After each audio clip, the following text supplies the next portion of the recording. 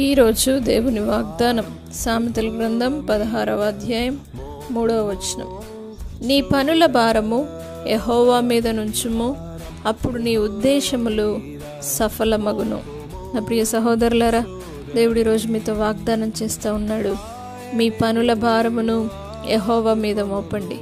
ఏ భారాన్ని అయితే మీరు మోసుకుంటున్నారో, ఎంత భయంకరమైన ఇబ్బందుల్లో మీరున్నారో, మీ భారము మీరు మోసుకుంటూ, మీ పనుల భారాన్ని మోసుకుంటూ, కుటుంబ భారాన్ని మోసుకుంటూ మీరు భయంకరమైన పరిస్థితుల్లో మీరున్నారా?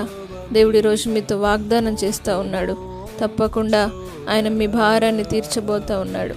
నీ పనుల భారము యెహోవా మీద నుంచుము, అప్పుడు నీ ఉద్దేశములు సఫలమగునని దేవుడు సెలవిస్తున్నాడు. కాబట్టి మీ ఉద్దేశములను దేవుడు సఫలపరిచే దేవుడు మీరు ఏదైతే ఉద్దేశించుకుంటున్నారో, మీ ఉద్దేశం ఏమై ఉన్నదో తప్పకుండా సఫలం చేయబోతూ ఉన్నాడు.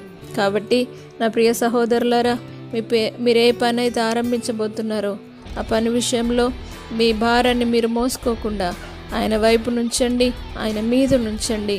మీ భారం యెహోవా మీద మోపినప్పుడు, మీ పనుల భారం యెహోవా మీద మోపినప్పుడు తప్పకుండా ఆయన తీరుస్తాడు. కాబట్టి ఇదే దినం దేవుడు మీ ఉద్దేశమును సఫలపరిచి, మీరు అనుకున్న ప్రతిదీ నెరవేర్చి, మీ ఆలోచన యావత్తు సఫలపరచునుగాక.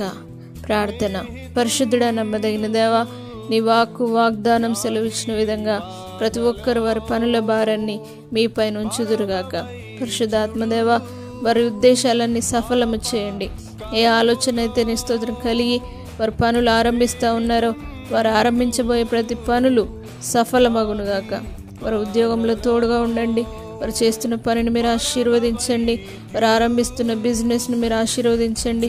వారు చేయదలిచిన ప్రతీది కూడా యేసు నామములో వారి ఉద్దేశములన్నీ సఫలపరిచి, వారి పనులంతట్లో మీరే తోడుగా ఉండి, వారిని ఆశీర్వాదకరంగా మలిచి, నీవే తోడుగా ఉండి అద్భుతము చేసి నీ సాక్షి బిడ్డ మీరు వాడుకోమని నజరేయుడైన యేసు పరిశుద్ధ నామమును బట్టి అడిగి వేడుకుంటున్నాము తండ్రి. ఆమేన్.